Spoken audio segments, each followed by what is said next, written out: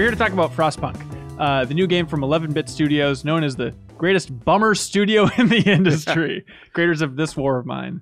Yes. Bert, you reviewed this thing. Yeah. What'd you think? I think it's great. Yeah. I really do. I've never played a game like this. You know, there are games that make you think, right?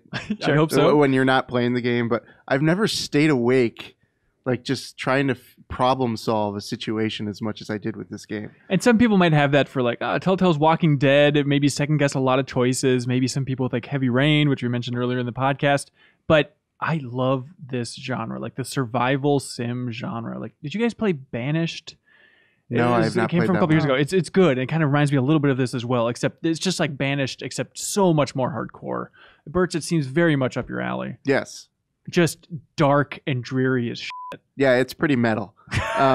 Including that logo. A little too metal with Yeah, that logo. I don't know what Frostpunk means still. Like, that's one thing like that. Maybe there's like an Easter egg in there somewhere. There are hot air balloons in it, so it's kind of a steampunk thing, I guess. Steampunky. And we should mention, in this world, in this sim game, the entire world, or at least what you know of it, is frozen over. It's all just a snowscape from hell. It's like an alternate reality, 19th century, and basically an ice age is setting in and everything's fucked, and they're marching.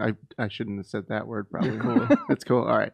So everyone's just marching through like this barren wasteland, you know, trying to figure out what the hell they're going to do. The team you're on, you had a vehicle that broke down, and you find this last steam generator everyone's just huddled around it. You actually build circularly around it to just stay by the heat center. And it does such a good job with that premise too of like, you know, you can feel bad for little sims in games, but when you know that they're all freezing to death, it's like, oh my gosh. And they're like, especially in the beginning before you have tents and they're just like sleeping outside. It's like, I feel so bad for them. And then it's so satisfying when you build a new little heat generator and it melts the snow around them. Yep. It's like this, satisfaction. It's a really cool aesthetic that they've built for it. It's like a minimal pared down kind of civilization type society management. Yeah. Where you're managing all the resources and trying to craft and build and stuff, but every death counts and hurts when it happens.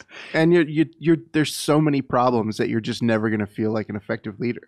This is the overwhelming thing. I think this game's cool. I played, like an hour of it last night or so, but it's like, oh man, this is a bummer. Am I just so bad at it? Or can you get to a point where you'll be bummed out a little bit, but it won't be soul crushingly bumming out?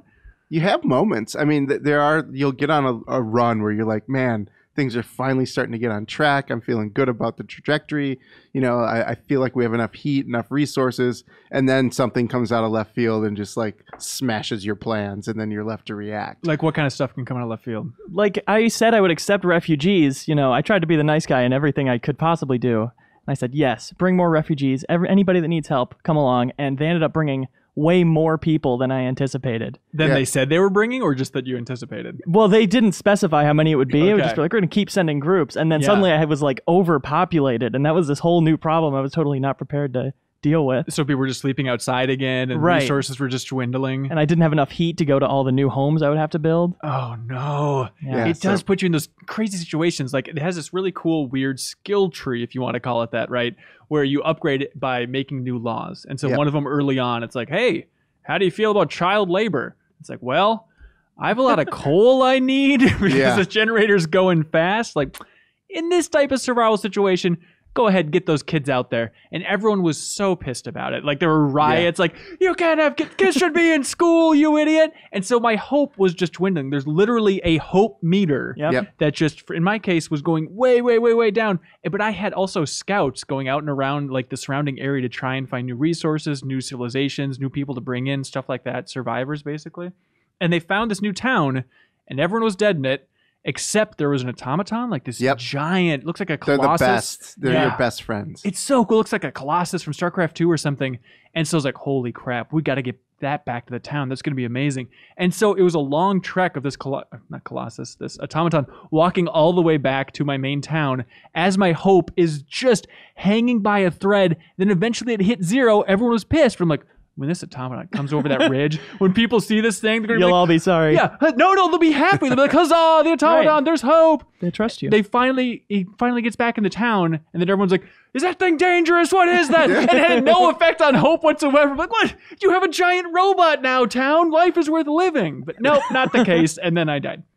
Oh, you Did died. they banish you or did they kill you? They eventually banished me. Yeah, they can kill you too. Oh, they can kill you. What does that look like? How does it work? I haven't been killed, but I was reading. So there's certain laws that you can institute where you can publicly execute people like dissidents to keep it's a weird thing, but it reinforces the hope of the people that believe in you. Right. And at the same time drives up dissatisfaction for those that don't. Okay. It's a double-edged sword. But Yeah. if your hope gets low enough when you have one of those in your town, they will use it against you. Uh-oh. That's awesome. There's also a law about dueling where it's Yep. like if you say they can, people will settle arguments by dueling in the street. The consequences are, they'll be a little happier, but the people might die every once in a while. I'm just like, of course I'm not going to sign that. Well, there's 200 people left in the world. We just kill each other up for disputes. firing left and right. God, it is so bizarre the situations it puts you in. Like you're building up this hospital or like a medical situation, and then it's like, okay, people will have a little, God, I forget exactly how the hope and dissatisfaction balances out, but it's that weird balance of like, do you want to sustain people and keep them alive, but they're not going to be able to help? Or do you just want to take a hacksaw to people's limbs? The radical treatment. Yeah. Radical treatment. That's what they call it. Yeah. And it's like, okay, you're missing 2 arms, but get back out there. We need you to get that wood. Yeah. And it's like, okay, I guess people are hopeful that they're still alive, but man, that's an effed up society. And later on, you can develop prosthetics and stuff to help them get back in the workforce. Oh, really? That's what I've seen Yeah. in the skill tree. I haven't gotten that far Yep. myself. So Yeah, once you have a factory, the same buildings that build automatons, when you're not building those, because the steam core, which is the most valuable resource in the game, you could argue, Yeah. if you don't have those, you can just have them building prosthetics. man, so did you find any good strategies overall? Because you beat the Yeah. campaign, I presume. Yeah, I have a list of tips. Like you can learn all the things that I learned the hard way. Okay. There's a lot of things with heat management and making sure like there's no downtime for anybody. Looking for people who are idle that you might not notice. If you have too many medical tents and they're not full, you got to get those people out of there and make them do some other stuff because you're just wasting one of your other main resources, which is people. Right, Mhm. right. Oh, man. So what is the end? Is it a spoiler to even talk about the tone of the end of the game?